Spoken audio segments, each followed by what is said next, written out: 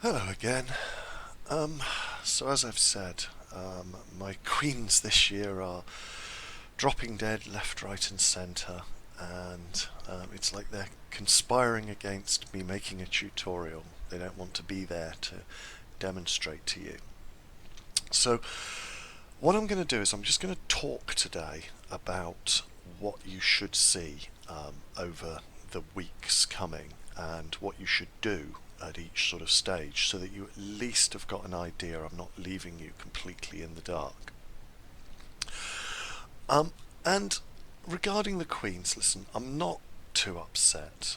At the end of the day, what we're keeping here is insects, and they are quite fragile, and this is one of the most stressful and difficult times of a queen ant's life, and things do go wrong. I mean, it happens. People lose ants all the time. And those that are still alive will be interesting to watch and see how they develop, if they develop, so there might be some interesting stories to tell from this. But right now, you should be in this situation, or getting close to this situation. The first batch, the larvae should turn into pupa, and when this happens, the pupa being quite large are accountable. So at this point, you now know how many workers you are going to get. Once they're pupa, that's it really. You know they're going to come to workers unless, and this happened to me last year, the queen decides not to help the workers break out of the pupa, and then they can die in the pupa. So there's still one hurdle to overcome.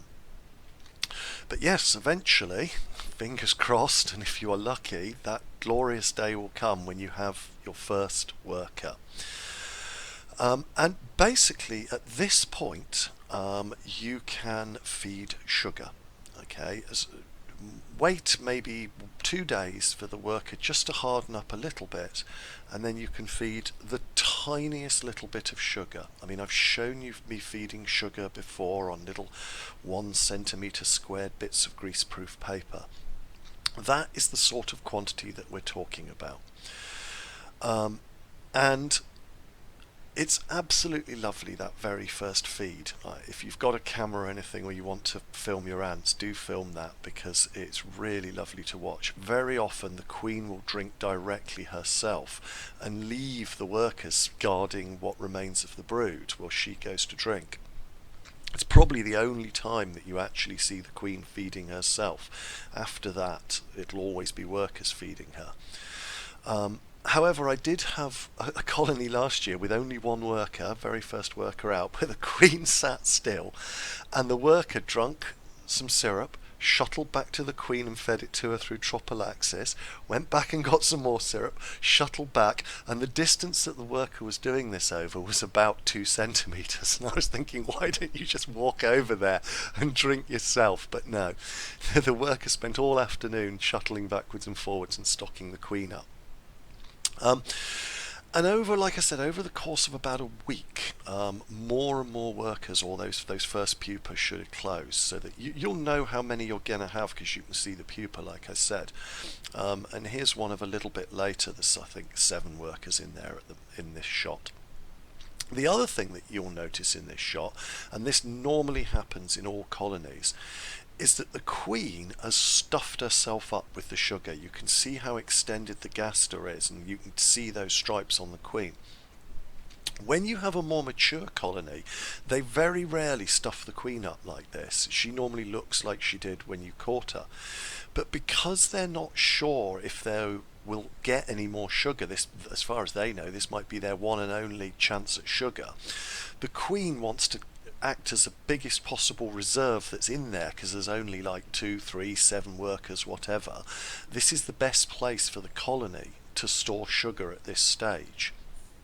And as I said, you need to think about your ants as a colony rather than as individuals. And then the next stage, and I said before, what mostly eats the protein are the larvae. And the queen, as you can see in some of these other shots that I've shown, the queen should lay eggs to time it so that as she's got her first little crop of workers out, that second batch, those eggs are just turning at that point into larvae. So she's now got workers to help feed those second round of larvae. And it's at this point that they will want some protein. And again, I've spoken about this before. Look at the size of your colony, look at the amount of larvae you've got, imagine mentally all of the space that they've got for protein, and don't go mad. I mean, I've shown pictures of people feeding entire great big fat mealworms to tiny little colonies and then wondering why they've not taken it. I will talk about protein and food and how and what I use, but very briefly, I do catch things around the flat. I don't buy feeder insects, but that does run a risk, and I'll talk about that in another video. So it's up to you where you get your protein from. Don't worry too much about what Lasius niger do or do not eat, because basically the answer is they eat pretty much everything. I found one thing so far which I'll talk about that they wouldn't, but if it's protein, if it's a dead insect, Lasius niger will eat it. But as you can see here in this shot, that little fly thing that's in there is what? No bigger than 2 ants, perhaps in size. It is a very, very small piece of protein, and that is absolutely fine for the amount of larvae that a colony has got at this stage. They don't need huge great mealworms or an entire cricket or something along those lines. And then finally, what I'm going to say is that if you do start feeding too much protein, it doesn't matter too much, but they will do this. You can see down the side there, they will form this little crescent where the cotton touches the glass, and they will sort of dig down a little bit into the cotton, and they will dump little tiny bits of dead insect in there, let it go into a sort of sludge, and then feed it back to protein later on. So very often with Lasius niger you should be able to see this developing, and you can see basically what their protein store is like at any moment in time. That doesn't mean you shouldn't give them more, but if this starts to get out of hand, I did see one shot on the internet where a guy fed a new colony something ridiculous like 100 fruit flies, and they'd just stacked these fruit flies up in a giant tower by the side here like this. And obviously if things get to that stage, then yes, you do need to calm down on the feeding. So that's the sort of what you're going to see coming up over the next weeks, and when to feed and what to feed.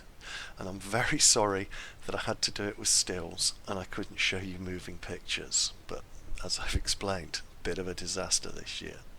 Thank you for watching. Goodbye.